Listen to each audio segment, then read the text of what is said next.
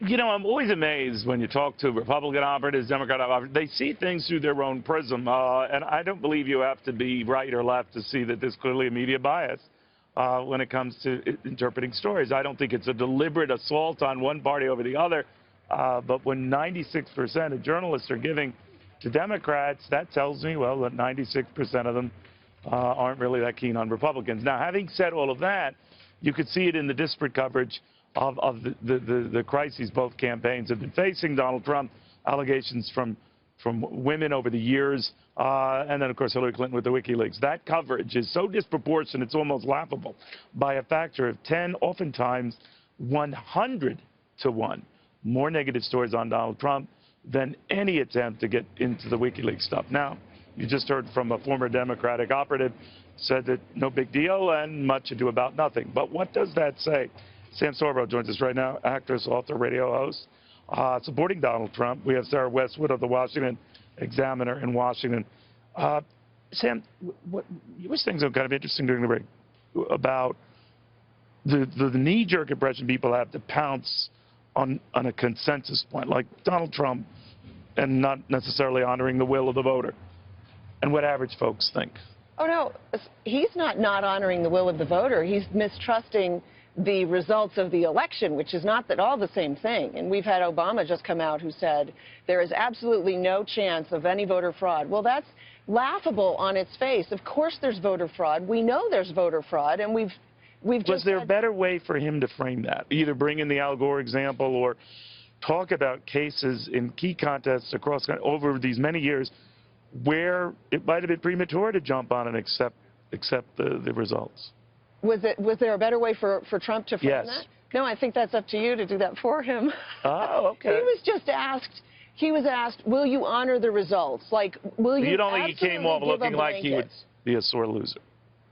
Well, not to me, because I understand that you don't give somebody a blanket pass before they actually do the thing that they're saying that they're set out to do. I mean, we have a corrupt DOJ. We have a corrupt... The FBI is now under suspicion. I mean, the entire government is under suspicion. Why would you just give them a blanket pass? Yes, whatever you say, I will do. That's tyranny. That's ridiculous.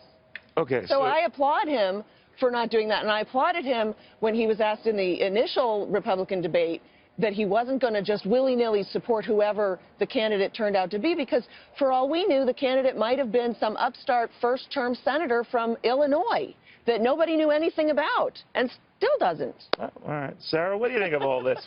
Much ado about nothing? How would you explain it? Look, I think that the rigged election argument is effective if you approach it figuratively, not literally. If you come at it and you use examples like Donald Trump did in the beginning of his speech just now, of Donna Brazile, acting DNC chair, providing Hillary Clinton a question in advance of a town hall. Democratic operatives admitting on tape that they paid homeless people to attack Trump supporters. These are all... I think he's on firm ground there. I don't think on this other stuff, and with all due respect to my guest here, not so firm ground. But your thoughts? Exactly. He's doubling down on the literal interpretation of the rigged election argument, which is that 3 weeks before Election Day, he's signaling Democrats might stuff the ballot boxes. That's less effective. It gives Democrats the soundbite they want to distract from the revelations exposed by WikiLeaks, FBI documents exposing a quid pro quo, and again, these Democratic operatives admitting tactics most Americans would agree are dirty and don't have a place in our election. So that's what he should have done, Sam. What do you think of that? I'm not sure about that. I think that he's standing his ground. I think he's proving that he simply stands his ground. This is something that we haven't seen in our political process. And you think more people at home are kind of in that camp? Well, I certainly hope so. But, I mean, we have Hillary Clinton who offered Putin a red button. And now she's telling us that Putin is the big bad wolf and she's somehow Little Red Riding Hood. Well, I'm with the woodsman with the big fat axe. Oh, I thought you were going to say something else there.